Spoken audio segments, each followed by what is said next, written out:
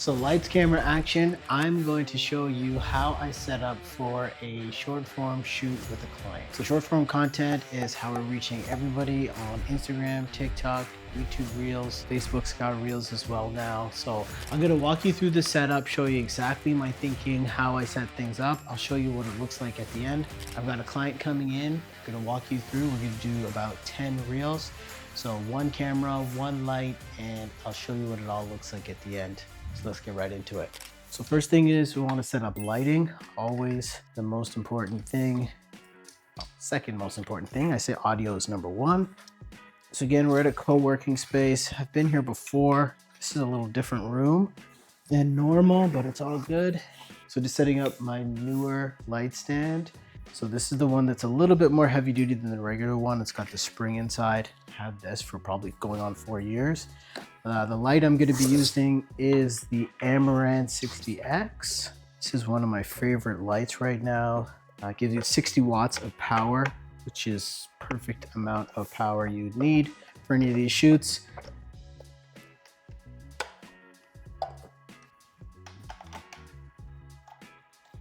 Another light that I suggest as well is the Godox SL60W. That's usually my go-to, but the Amaranth one comes with this case and the Godox doesn't come with a case. So it makes it really inconvenient to carry it. But so this has a case, 60 watts of power, which is great.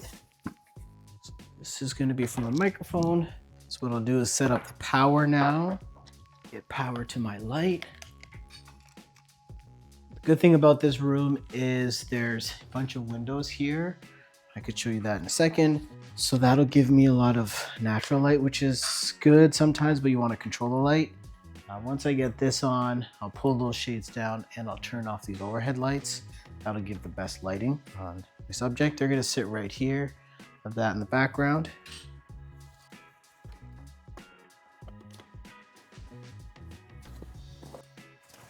So to modify that light, because if I just use this light on its own, it would be too harsh. So what I'm going to do is I'm going to use the newer light dome here. Some people call it a lantern, Chinese lantern I've heard as well. So this is the lantern. This is going to modify the light.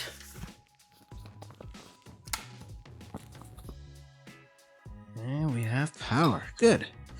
So I'm gonna put the light over here. I'm gonna have the subject sit here. I'll have the plant. It's always good to have like plant or something green in the scene. Really just adds a little bit of spice there. Let's do the camera. We'll set up the camera so that we know where we want it to look like, and then we'll set up the audio last.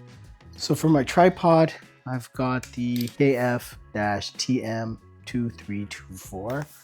I don't know what all that means, but I've been using this tripod. It's got a lot of wear and tear on it. Probably the last 3 years for clients. I do a lot of work with real estate agents, mortgage professionals. So when I go out for real estate shoots, this is the one I use.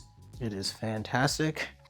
So the thing you're gonna need for short form content is an L bracket if the tripod doesn't swing all the way vertical. So you gotta put this onto the camera. So for my camera today, I'm going to be using the Canon R6 Mark II. This is a little bit of overkill. I don't need something this big and bad to do short form content, but I want to get the maximum quality. It shoots in 4K, so I'm going to use that for today. Perfect. So I'm going to do that. I'm going to use for my lens, I'm going to use the Canon 24-70 2.8. Probably use it at around 50 millimeters. And I'll be able to level it off once I've got everything going.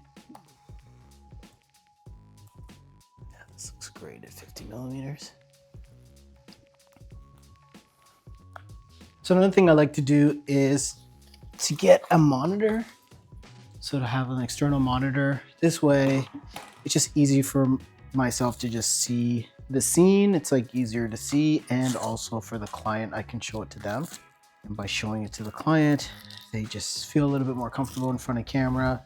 And even for yourself, like if you're filming yourself, you just feel more comfortable if you can see what it looks like, as opposed to the small screen on the back of the camera.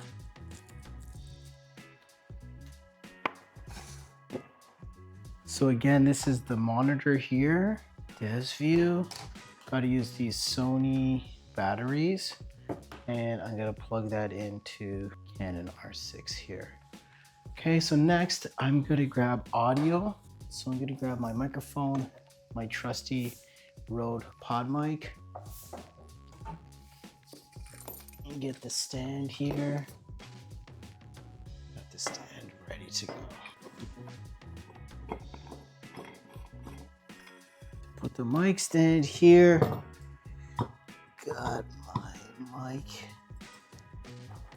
So the great thing about the pod mic is it'll give you broadcast quality, and like it doesn't break the bank. Again, everything that I've got that I'm using here, I've got in the description down below. I'll show you, just to show you, link to it exactly what I do use. And these are the things that I use and I stand by because I use them all the time. So the thing is, with the pod mic, you can't plug the XLR right into the camera. So I'm going to show you what we're going to do. So to get the audio into the camera, we're going to use the PodTrack P4. So the PodTrack P4, we can plug this into here. We can plug this into the one. There we go. And to get it from the PodTrack to the camera, we need just an aux audio cable. So here we go. This is just like a regular one, just off of Amazon. So plug it into one. So we just make sure to plug that into the mic input. The top one is the mic, and then the next one is the headphones, which I'll use to monitor. And then when we're plugging in the HDMI, I'll be able to see the picture from the camera. I go to my monitor and just HDMI in. I'll put this in a second, so like turns it like on automatically. All right, so what's next? So we're just gonna get my headphones so that I can hear everything. Plug this into the camera because the audio will be coming from the mic to the PodTrack to the camera.